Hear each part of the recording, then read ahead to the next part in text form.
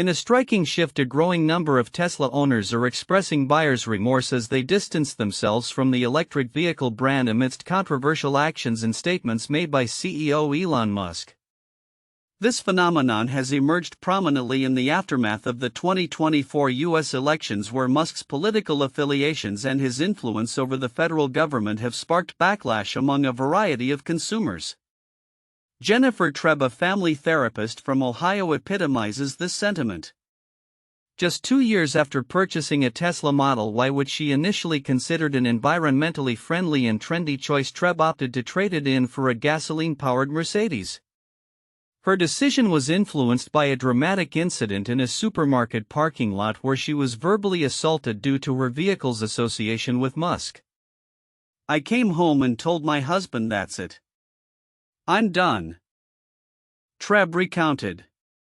Alongside her trade-in, she purchased a sticker that read, "I bought this before Elon went crazy," which has gained traction among disillusioned Tesla owners. The backlash against Tesla has intensified as Musk's actions, including his controversial gestures during political events and support for far-right movements, have alienated many of his customers. The company's recent performance reflects these tensions, with Tesla's stock taking a significant hit, about 13% in 1 week, following disappointing sales reports from Europe and an increase in competition within the electric vehicle market. The European Automobile Manufacturers Association reported that Tesla registrations plummeted by 50% in January year-on-year, starkly contrasting the overall 5.9% decline in electric vehicle registrations across the continent. Analysts are skeptical about the long-term impact of Musk's controversial public persona on Tesla's sales. Aaron Keating, an executive analyst at Cox Automotive, stated that it is still early to determine how public sentiment towards Musk will affect the electric vehicle market. However, the data is telling. Tesla's Model 3 and Model Y have seen significant depreciation, with the former losing 27.1% of its value and the latter 21.9% over the past year, according to iSeeCars.com. This shift in consumer sentiment is not limited to left-leaning individuals.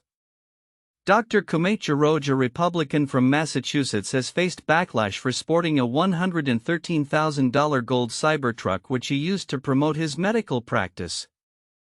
Following increasing hostility, including obscene graffiti and threatening phone calls, Jaroj decided to trade in his vehicle, stating, "It got really bad after the inauguration." The cultural cachet of owning a Tesla has eroded for many, with high-profile figures like singer Sheryl Crow and Scottish Parliament member Alex Cole-Hamilton also selling their vehicles in protest against Musk's leadership. Crow, in a social media post, expressed her relief in parting ways with the brand, while Cole-Hamilton articulated his discomfort with driving a car associated with Musk's increasingly controversial public persona. Despite this backlash, Tesla remains the most popular electric vehicle brand in the United States, buoyed by significant government interest in purchasing Tesla vehicles for public service fleets. Federal contracts worth hundreds of millions are still in the pipeline, which may cushion the impact of these consumer sentiments in the short term. However, as the political and social climate shifts, the sustainability of Tesla's market dominance remains uncertain. As the electric vehicle landscape evolves, the reactions of consumers to Musk's actions and statements will be pivotal in shaping the future trajectory of Tesla. With evolving competition and fluctuating public opinion, the coming months will be crucial for both the brand and its CEO. The question looms: will Tesla manage to maintain its status as the leader in electric vehicles, or will the backlash against Musk's personal and political affiliations hinder its growth in an increasingly crowded marketplace? In a politically charged environment marked by fiscal uncertainty and bold government initiatives, the Department of Government Efficiency (DOGE) has emerged as a controversial yet pivotal player in President Donald Trump's administration. Spearheaded by billionaire entrepreneur Elon Musk, DOGE's ambitious aim is to streamline federal spending and minimize waste. However, as critics assess its impact, many are left questioning whether its efforts represent genuine efficiency or merely a facade of fiscal responsibility. In a recent conversation between David French, a fiscal conservative columnist for The New York Times, and Jessica Riedel of the Manhattan Institute, the efficacy of Doge was scrutinized in light of its proposed budget cuts and broader economic implications. Riedel, an expert in federal budgeting, expressed initial optimism regarding Doge's potential to tackle government inefficiencies, particularly in light of the staggering $1.8 trillion deficit. Yet, as Riedel pointed out, the reality of Doge's activities has been far less impressive than expected. French and Riedel highlighted the opaque nature of Doge's operations, noting that many of its claimed savings stem from questionable accounting practices rather than actual cuts. Riedel estimated that Doge's real savings might amount to around $2 billion. A stark contrast to the $55 billion the department claims. This discrepancy raises concerns about the transparency and accountability of a program designed to cut through bureaucratic waste. Adding to the confusion, an executive order issued recently mandates federal agencies to overhaul their contracting and payment processes to enhance efficiency. Yet critics argue this approach may inadvertently stifle essential services and exacerbate the very inefficiencies it aims to eliminate. For instance, agencies are now required to justify every payment made to contractors, a move that could result in payment delays and hinder vital operations. The implications of these initiatives extend beyond mere administrative headaches. As reported, the Trump administration's cuts to the IRS, an agency essential for tax collection, could ultimately reduce government revenue and exacerbate the deficit. Experts like former IRS Commissioner John Koskinen have voiced concerns that reducing IRS staff will lead to less oversight of wealthy individuals and corporations, allowing potential tax evasion to flourish unchecked. This paradox highlights a critical flaw in the administration's logic. Cutting costs in revenue-generating agencies contradicts the goal of achieving fiscal stability. Moreover, the broader political context complicates matters further. The current iteration of the Republican Party, as Riedel described, has evolved into a big government populist entity which simultaneously advocates for tax cuts while increasing spending. This ideological conflict has led to soaring deficits, which, according to Riedel, will inevitably drive up inflation and interest rates, negatively impacting average Americans. As Doge continues to make headlines, with its latest round of lease cancellations in Illinois claiming to save nearly $15 million, skepticism remains. The cuts, which affect various federal offices, have been characterized as mere government spending cut theater, targeting symbolic cultural issues rather than addressing the substantive fiscal challenges facing the nation. Looking ahead, the future of Doge and its impact on federal efficiency remains uncertain. While the administration's push for a leaner government may resonate with some fiscal conservatives, the potential ramifications, reduced tax collection, diminished public services, and rising deficits, pose significant risks. As the political landscape evolves, the necessity for a balanced approach to government spending and revenue generation will become increasingly crucial. The ongoing discourse surrounding Doge serves as a potent reminder of the complexities inherent in fiscal policy and the need for transparency and accountability in government initiatives. In a striking reflection of the evolving sentiments surrounding electric vehicles, a wave of disillusionment is sweeping through the ranks of Tesla owners. This shift comes amidst heightened scrutiny of CEO Elon Musk's political affiliations and actions, particularly his ties to the Trump administration. As Tesla grapples with fluctuating stock prices, a decline in sales, and mounting competition, many former enthusiasts are re-evaluating their allegiance to the brand. Jennifer Trebb's story epitomizes this trend. 2 years ago, she proudly drove her Tesla Model Y, celebrating both its environmental benefits and the social cachet it brought.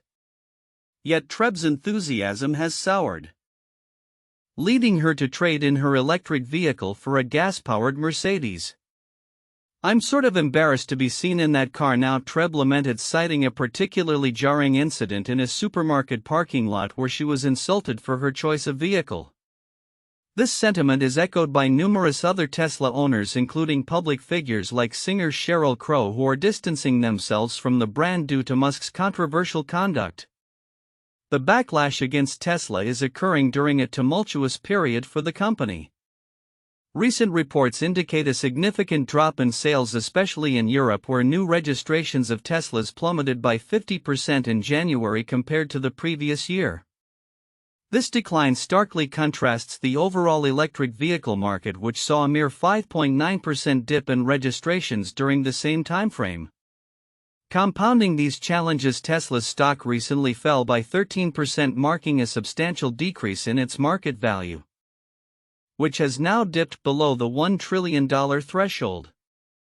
Analysts are cautiously observing the implications of public sentiment on Tesla's sales and the resale value of its vehicles. Aaron Keating, an executive analyst at Cox Automotive, noted that while it is premature to draw definitive conclusions, the growing public disdain for Musk could affect the brand's reputation. Indeed, Tesla models such as the Model 3 and Model Y have experienced some of the largest drops in used car values, with the Model 3 losing 27.1% and the Model Y 21.9% in value over the past year. As Tesla faces increased competition from other electric vehicle manufacturers and the political landscape continues to shift, many former owners are not only selling their vehicles but also sharing their motivations. Dr. Kumait Jaroj, a Republican who once showcased his Tesla Cybertruck for his medical practice, experienced harassment that led him to consider selling his vehicle. "It got really bad after the inauguration," he recounted, reflecting on the backlash he faced. For some, the decision to part ways with Tesla vehicles is rooted in a protest against Musk's actions. Paul Onwin, a filmmaker in London, described how he paid an early termination fee to escape his Tesla lease, stating, "I would have paid twice that to rid himself of the vehicle." Similarly, Scottish politician Alex Cole-Hamilton expressed his disappointment with Musk, declaring he could no longer drive his Tesla amidst the CEO's daily outrages. While the future of Tesla remains uncertain, it is worth noting that the company still enjoys a significant level of popularity among electric vehicle enthusiasts.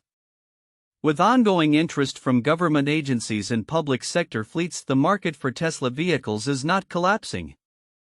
Additionally, a Facebook group dedicated to Tesla Model 3 and Model Y owners continues to see members expressing support for Musk and the brand. As the automotive industry evolves and the right to repair movement gains traction, Tesla's challenges may prompt broader conversations about consumer rights and the responsibilities of automakers. The rise of DIY repairs among electric vehicle owners reflects a growing frustration with high repair costs and limited service options. As consumers increasingly seek alternatives to traditional dealership repair models, the landscape of automotive service may undergo significant changes. As we look ahead, how Tesla navigates these challenges will play a critical role in shaping its future. The company must address the discontent among its user base while adapting to a rapidly changing automotive market that demands transparency, ethics, and customer loyalty. The coming months will be pivotal, as both Tesla and its customers grapple with the implications of Musk's influence and the brand's evolving identity in a competitive landscape. In a highly anticipated development in the realm of space exploration, SpaceX has officially set a new launch date for Starship Flight 8 following a series of delays. The upcoming flight is scheduled for March 6, 2025, with the launch window opening at 6:30 p.m. Eastern Standard Time, 23:30 GMT, from the company's Boca Chica facility in South Texas. This marks a significant milestone for SpaceX as it seeks to build on the insights gained from its previous flights, particularly after the loss of the Starship upper stage during Flight 7. As part of this mission, SpaceX will attempt to deploy 4 Starlink simulators, which are designed to burn up upon re-entry. This is an exciting first for Starship, as it will be the vehicle's inaugural payload drop. The mission also includes plans for a single Raptor engine relight in space and re-entry experiments aimed at improving the upper stage's return and catch capabilities for future missions. The Super Heavy booster will execute a boost backburn and attempt to be caught by SpaceX's tower-mounted chopsticks. If any issues arise, the booster will instead aim for a soft splashdown in the Gulf of Mexico, avoiding sonic booms that typically accompany such returns. Notably, SpaceX has made several enhancements to both the Starship and Super Heavy systems. The design of Starship's forward flaps has been revised to mitigate heat exposure during re-entry, and the propulsion system has received a 25% increase in propellant volume for extended missions. In a strategic move to stress test its design, SpaceX has also removed some thermal protection tiles from Starship, focusing on vulnerable areas to better understand its limits under high-pressure conditions. The upcoming launch is not just a technical demonstration, it represents a step forward in SpaceX's broader mission to make space travel more routine and accessible. The flight will last approximately 66 minutes, culminating in a controlled descent into the Indian Ocean west of Australia. SpaceX's commitment to reusable rocket technology continues to drive its innovation as the company aims to refine its process for catching boosters post-launch, an ambitious endeavor that could revolutionize space logistics.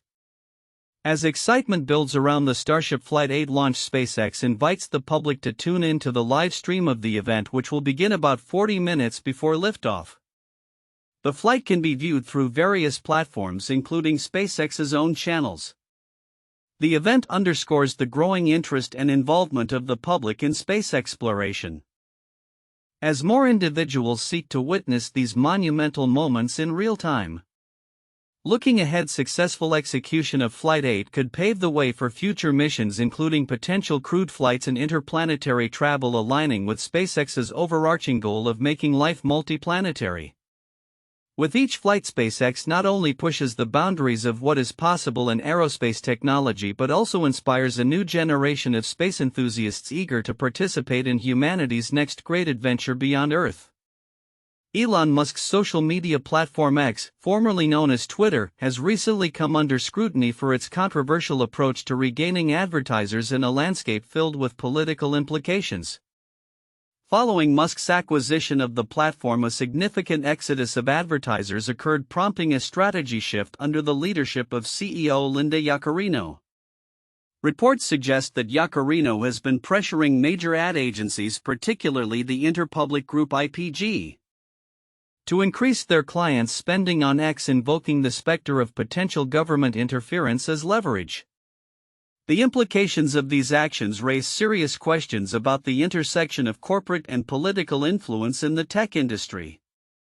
According to a report from the Wall Street Journal, IPG executives perceived messages from Yaccarino as a veiled warning.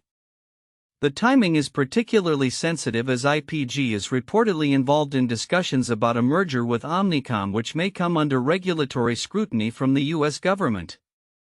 Such a scenario poses a troubling possibility that a powerful media platform might leverage its political connections to coerce advertisers, potentially undermining the integrity of regulatory processes.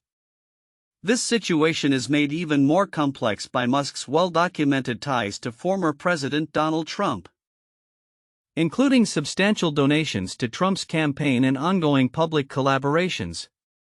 The specter of a media platform utilizing its owners' political affiliations to pressure companies into advertising raises alarms about the ethical boundaries of such practices. Commentators have begun to question the accountability of both Musk and Yaccarino, especially in light of the broader implications for free speech and fair competition in the tech landscape. In response to inquiries regarding the alleged coercion, IPG issued a statement underscoring its commitment to providing objective media recommendations to clients while notably avoiding a direct denial of the journal's claims. This lack of a clear rebuttal has left room for speculation and concern about the nature of business dealings in an arena where political influence looms large. Meanwhile, public entities are also reassessing their relationship with X. In a noteworthy development, Samir Vasta, a London resident, has urged the City Council to consider abandoning the platform for official communications, citing its association with disinformation and harmful content. The city's officials are now contemplating their social media strategy in light of these concerns, suggesting that a shift away from X may be on the horizon.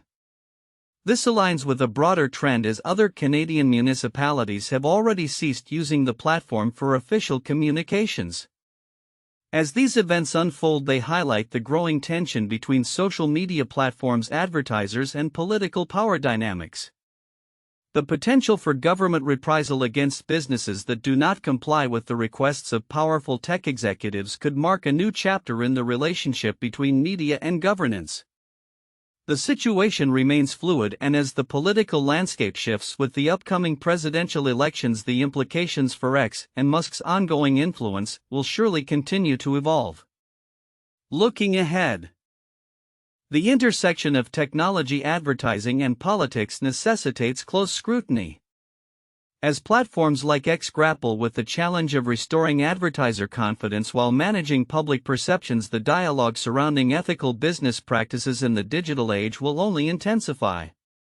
The future of social media governance, particularly in the context of political affiliations and corporate interests, remains uncertain, but the current trajectory suggests that significant changes may be on the horizon. In a striking turn of events, the U.S. Food and Drug Administration (FDA) has initiated efforts to rehire some of its recently dismissed scientists, including those involved in the review of Elon Musk's brain implant venture Neuralink.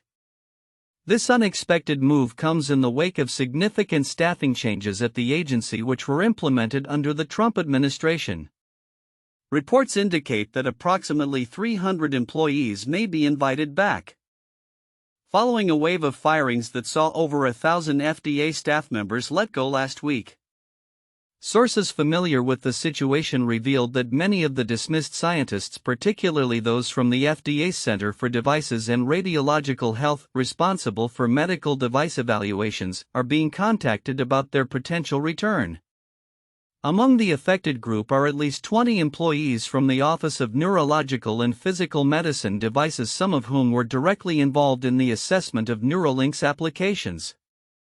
Although precise details around the firings remain murky, it has been reported that many of those dismissed had received high performance ratings shortly before their termination. Elon Musk's influence looms large over this situation. Not only has he invested heavily in political alliances, spending upwards of $250 million to support Trump's campaign, but he has also been leading initiatives aimed at reducing the size of the federal workforce through his Department of Government Efficiency. This has raised concerns over the impacts of such cuts, especially in key areas like public health and safety.